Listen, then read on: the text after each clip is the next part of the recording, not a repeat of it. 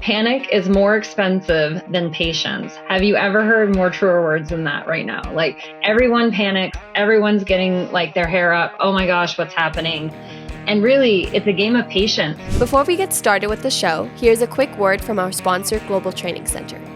As trade compliance professionals, you want to make sure that your procedures and documentation are completed as correctly as possible to avoid any delays and possible fines. We provide a range of trade compliance courses that will fit your needs. From in-person or web training to recorded on-demand courses, we can train one or even thousands on your team through your learning platform or on our portal. We can even customize a private session for your team. Go to globaltrainingcenter.com to find out more.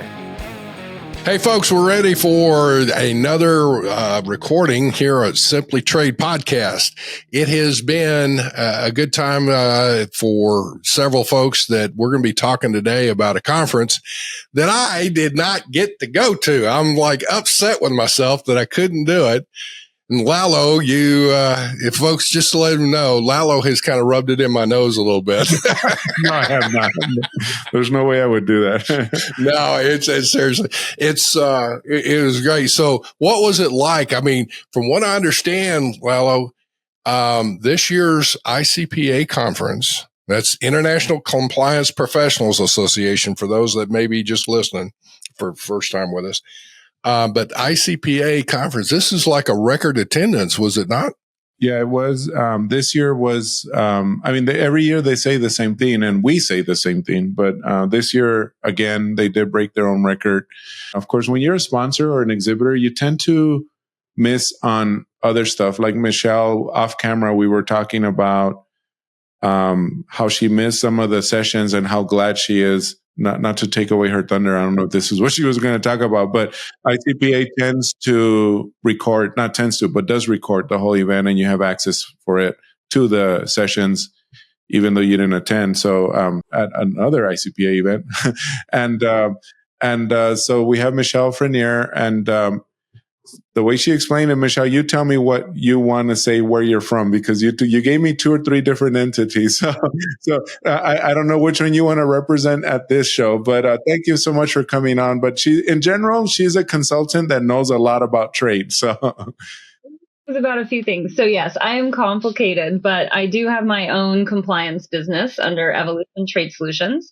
So that is what I operate under. But I also do some fractional work for a few people that you guys know very well. I work with Bonnie Kirsch at Magnolia Trade Solutions. I'm part of her team for fractional help, which great. I think we complement each other quite well.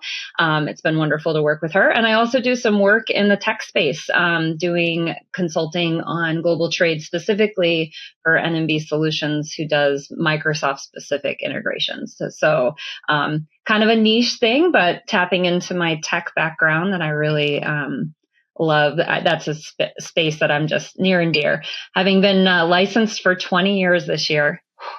I was 9 years old when I got my license. It was I was just going to say, you probably were only about 9 or 10 when you got it then. Exactly. And they were sticking to that. So yeah, this is 20 years license. So I do have quite a background of all over the place. A bit of a trade unicorn. I take that well. Yeah. Thanks for having me, guys. Hey, folks, listen, we're going to have Michelle's contact information with part of the show notes.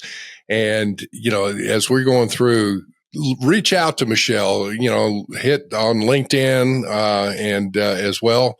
But if you have questions, whatever, she can point you in the right direction if it's not something she can handle herself. But Michelle's, you're such a pleasure to be around. I'm telling you, it's like, Michelle, I've just noticed that, and I can remember it's like when you walk in, it's like sunshine just all of a sudden in through the window. It's like, it's really cool. Everybody enjoys being around you. So, and you know your stuff. So that's cool. That's the bonus, right? It's not a flaky conversation. I hope that's what I hope. Yeah. So the conference was bonkers. So many people. I've never had to text somebody to find out where to sit down for lunch. I mean, the room was a sea of people. It was crazy. So walking in, being like, straight back, what side? I mean, the place was monstrous. I think there was 1,000 people in person. Yeah, Like, they were serving lunch for 950 plus people. Is like, holy smokes, and the funny thing is that I always say this about ICPA, man, their meals are delicious. And it was like, how do they do that for 900 plus people? It's crazy. So of the course that, magic of Disney. yeah, exactly. Disney magic there. They had what's his name? Ratatouille, cooking back there, going hard at it. So, Yeah. Well, the thing out of all of that too is it's the snacks in between the meals too that get you. It's like, if you go to ICPA conference, you're going to gain a few pounds You if just you're have not to careful. walk everywhere, Andy. You have to walk. We've already said it was big. What about the exhibitors? Were there a lot there? There were so many, and so many in the tech space. I had done a summary every Friday morning. I send out my global compliance supply chain recap. Call it the evolution. I know, totally tacky. But one of the spots that I have is trade automation spotlight that I do every week. And I decided, because there were so many tech companies who were sponsoring and exhibiting, I was like, well, man, I'm just going to light them all up. So I grabbed all their logos and tossed them into my template and said, here are all the people you can talk to. So if you're in a space where you're trying to learn about what's going on, all the materials, if you attended the conference, are all on the web app for, I believe, like 60 days or something. I might be misquoting that, but an extended amount of time. So you can go and check out all of those different people, especially if you didn't get a chance to stop in yourself. And of course, they do the thing where you go around and you get your thing signed so that you can enter into drawings, and all of that is just a great way to network, see who's on the market, but it's definitely not all the people you remember. There's so many new people coming in, and bringing their services to the people. So it was a good year to be there in person for that. There was a lot of great examples. Make a point to go by and check out every one of the exhibitors that are there, and especially ICPA is great.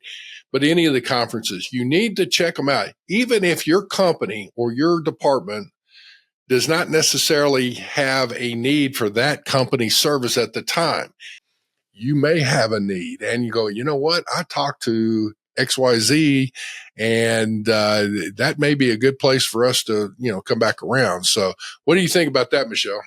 Well, they might be your boss too someday, right? Oh, well, there you go. Hey, I hadn't thought about that one.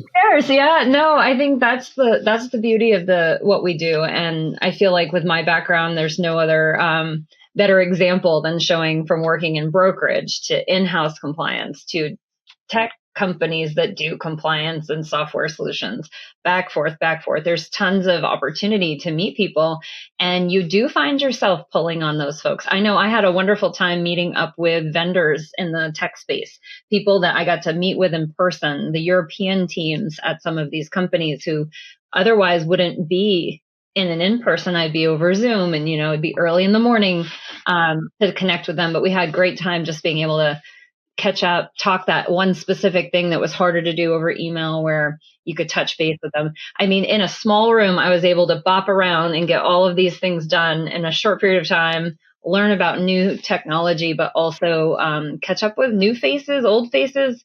So fun. It was a really great time to network and put faces to names, especially in the LinkedIn world. You may interact with somebody all day long, all the time. You love their stuff, and all of a sudden you're like, wait, you're that person. And I had a couple of instances where people recognized me, and I was laughing. I was like, well, I guess my putting myself out there worked. People recognize me. Must be my headshot looks enough like me that people come over and say hello. That's always a worry, right? So Michelle and I were trying to remember exactly what it is that happened right in the middle of the of the conference. And tariffs came in hot from Canada, and it was like everyone was buzzing. The whole place went like, "Did you hear that? Did you hear this? Did you hear this?" And it was and then so everybody was talking about. Yeah, right? Exactly. Yeah. It was funny because all of a sudden all the Canadian booths were gone. They were empty because they were dealing with their clients panicking. Literally, we were sitting there. It was like early before noon, and everybody was gone from the Canadian booths, and we're like, oh my goodness. And we check our messages. Oh, that's why, because that's when they hit. I think you're right. It was a 50% tariffs on Canadian goods. And that was before the USMCA, override. I don't want to call it override. Exemption was also allowed or whatever. But anyway. The things that I guess I also want to make sure to take a moment out to talk about with you guys before we get too far into it was that a standout for me about the sessions and how the conference runs in general. There was a wonderful sponsor who we all know and love, Cindy Allen, who was supposed to be there and couldn't be at the last minute. And I just wanted to really recognize sort of those MVPs that stepped in and just seamlessly made sure that the sessions she had planned went off without any sort of problems, and that, Trade Force Multiplier was still like banner up as a sponsor, even though she couldn't be there. So, hats off to Amy Morgan and George Tuttle for picking up those sessions. They were really great. It's no fun to miss out, especially as a sponsor. So it was great that everyone sort of pulled in. And that's really the family of ICPA. Like, I think that was happening like just like this. I was listening to the coordination and all of a sudden everything's covered and off they went. So really great. That's a good point. Real quick, Andy, I was going to say that's a good point that you say that, Michelle, the family, that I want to emphasize that. It's funny because that day when people were there, of course, to listen to all the speakers, but that day when they found out that Cindy's not coming in, it's like everybody knew. It's not like, who's Cindy or even if they didn't know her personally like we do, because we do know her quite personally, and she's an instructor for us and everything, even if they don't know him that way, they know of her. And because it's a big family, it's like, it's my third cousin, then, oh, darn, she didn't make it to the party, and what happened? And people were genuinely concerned. What happened to Cindy, so it was great. And I'm with you, Michelle. Kudos to Amy and George that stepped up and like they went off without a hitch, like you said. ICPA, you just it's a family, as Ann Lister would say, it's the family reunion you want to go to. What'd you see in these sessions here that would be was, I guess, really beneficial to you?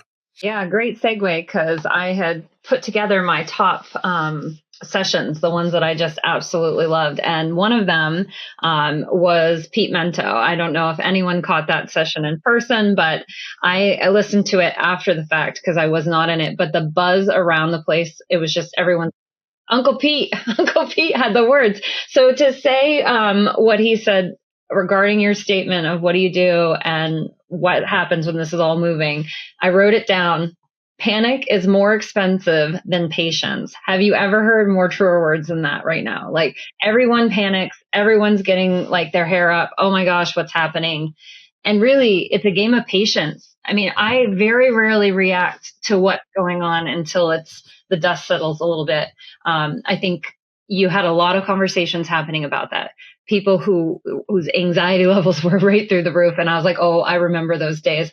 I'm going to talk to you a minute so that you will calm down. Because people like leave these events like thinking that their list of things they needed to do is so big and there's no way they'll ever cover it. And people get very, very nervous about what they hear. So it's important to kind of scoop those people up at conferences and be like, just remember how far you've come. Write down the most impactful things to your business and who you're going to talk to when you get back from the sessions. Remember, you have them recorded. Get the right people in the room, schedule a session at home, sit everybody down in a conference room or invite them through a Teams meeting, whatever it might be, and sit down with the right people in your company to let them hear what you heard. It's a wonderful opportunity to show off what you've learned, why it's important that you should be able to go to these, because funding's a thing. A lot of people are having to cut back. And there's conversations that happen in person that don't happen virtually. Now, Lila Landis does an amazing job coordinating like the virtual network to make sure people feel like included. But it doesn't replace that sort of side conversation you had with someone to help them out. Pete's session was absolutely crazy. He had some wonderful points. I suggest going back to look at it. it was the impact of global economy on trade, and he covered nuts to soup everything that we're seeing, along with some nuggets about things he's hearing out there in the ether. Information from DC, people he knows, right? Enough to know that we need to buckle up. Things aren't over quite yet.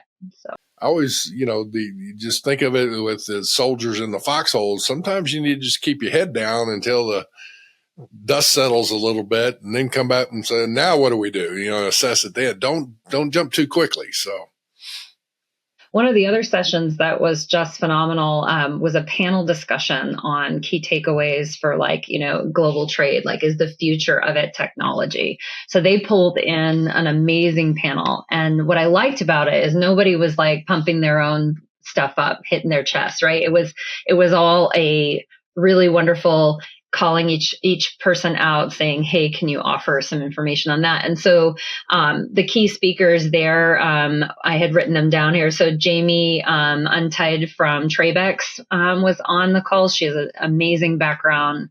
I couldn't remember the exact company she'd worked for previously, but she's been around a long time doing tech in the trade space. Also, Dave Moore from Vigilant Global Trade was on the panel.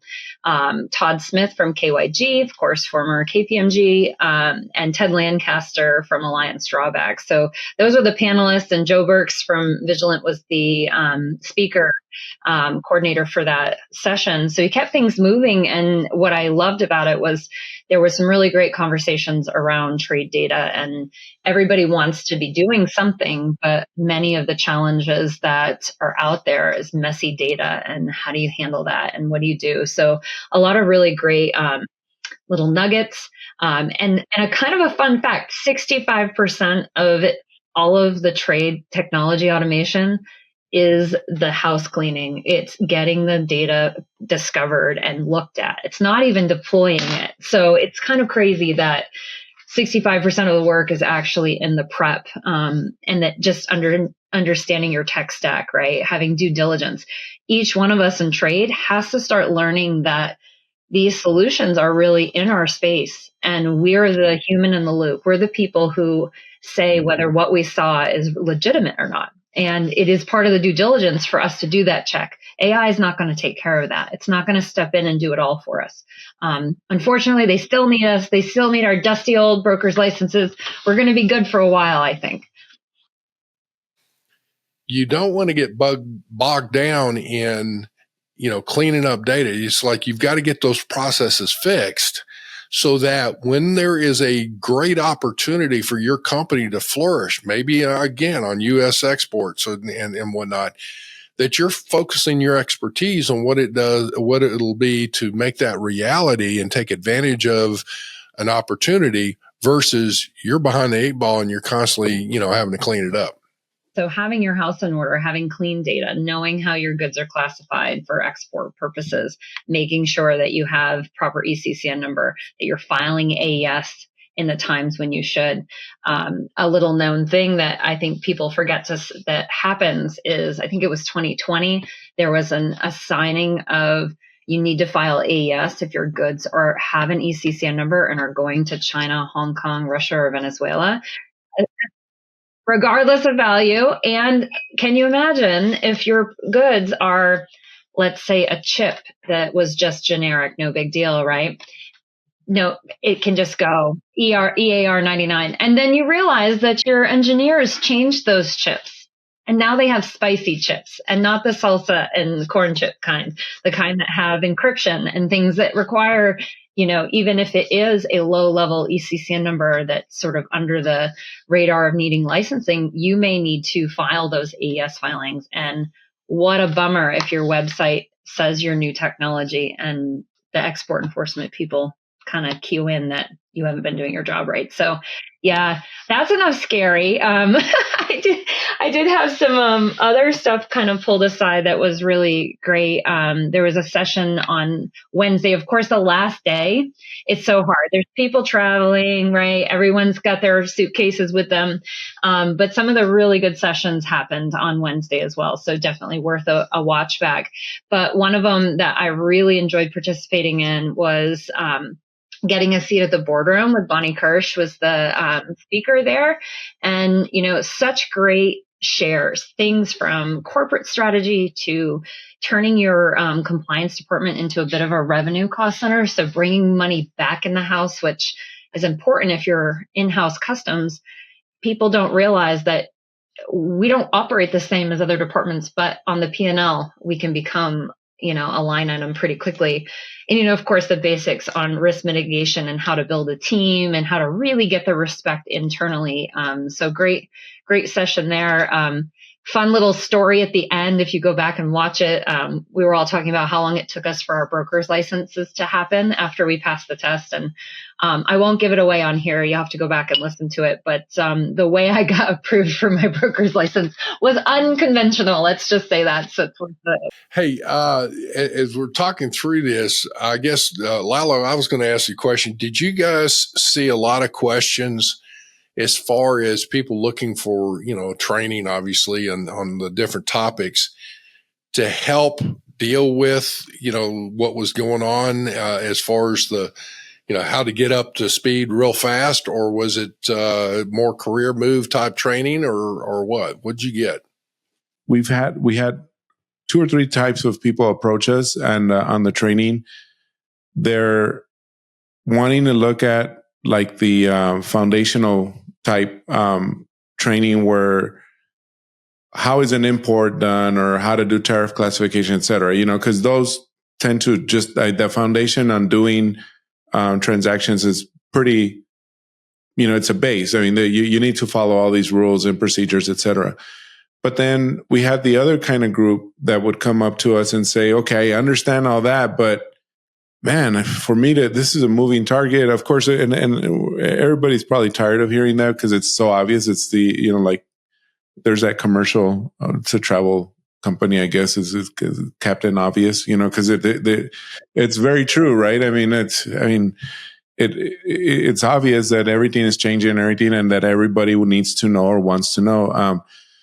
The problem that they have, that people approached me, or Anik or Chris, because all 3 of us were there, was we get webinars, there's a lot of information out there where people are coming to us and telling us, this has changed, this is a new requirement, and this is what's coming down, et cetera, whatever.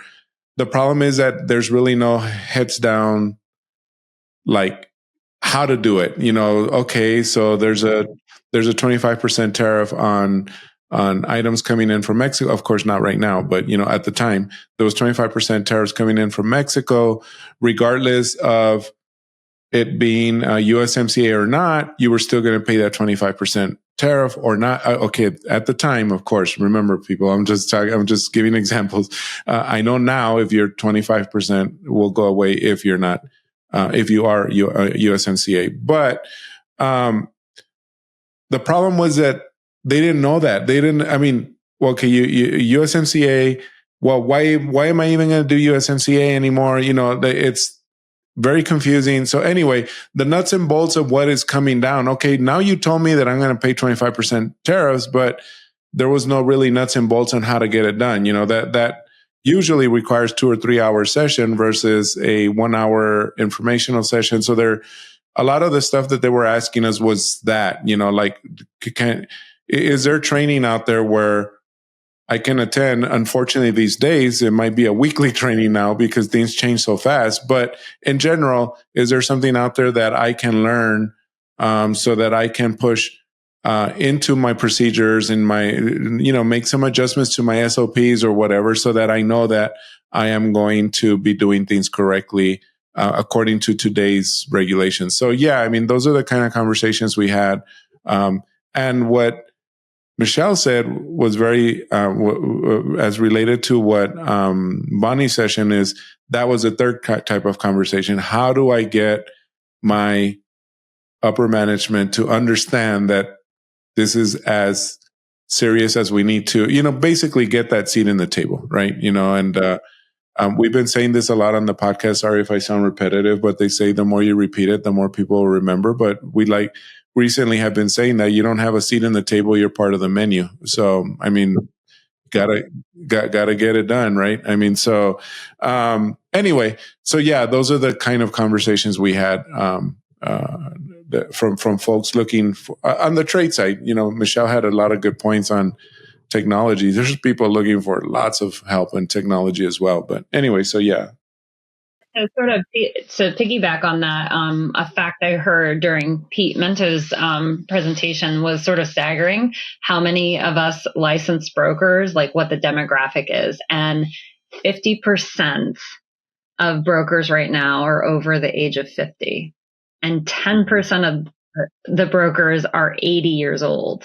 So what you were hearing was probably a lot of younger folks coming up, asking questions, maybe people who aren't licensed yet and want to be, or are looking for ways to better their certifications and be employable with some of these extra credentials so that they can be taken seriously in the space and so forth. So absolutely, we need lots more training for everyone who wants it.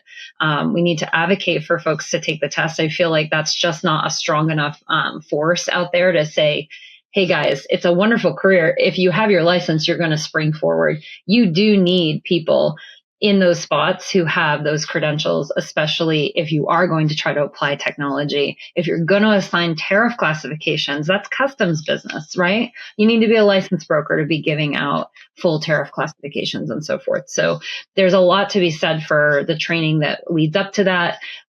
Just getting people, sort of operators out there who are doing the good stuff and all the hard things. It starts at the lowest level of the company, has the highest risk to brokers, right? The release staff, the people who are doing that first entry, those people, I feel like there's a upskill that should be happening earlier in the process now that things are being kind of probably the most difficult it's been in my career, at least. So then that would say 50% over 50, another 10%, 80 and above, whatever. That's a big chunk there. So what it means is those people will be retiring in about 10 years. Some of them, already going out. There's a great career path. And so to your point is that gaining that, fixing out what is it that you need to do to develop yourself, become proficient and develop those skills.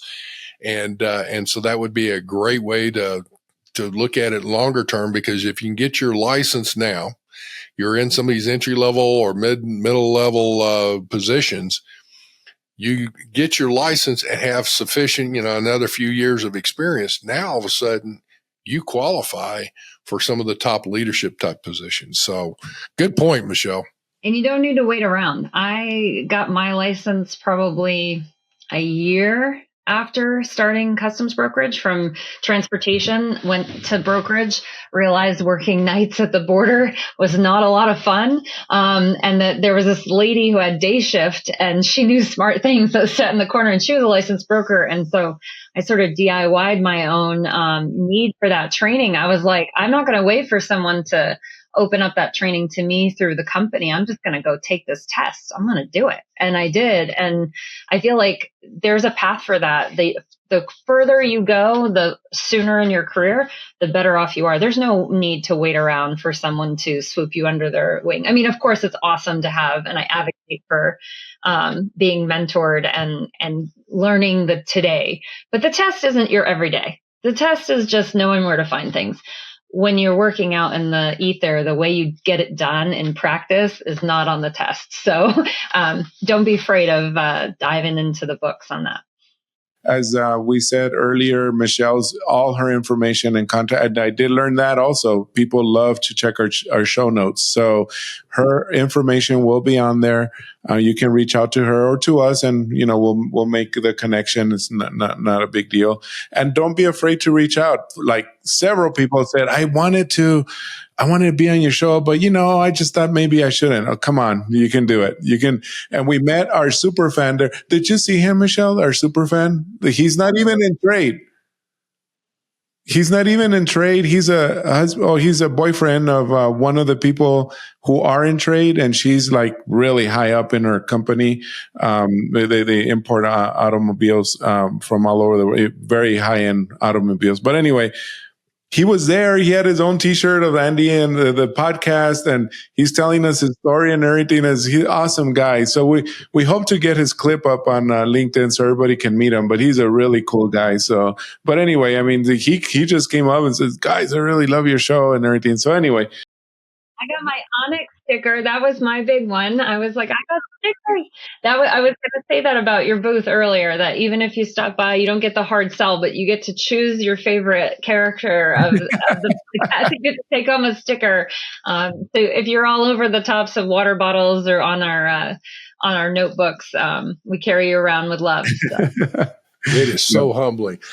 Thank you so much for what you're doing for our show. We're so humbled by this and so thankful. So to all of that, we just thank you, Michelle. You're wonderful. Once again, it's just like you're that ray of sunshine. It's just so fantastic, girl.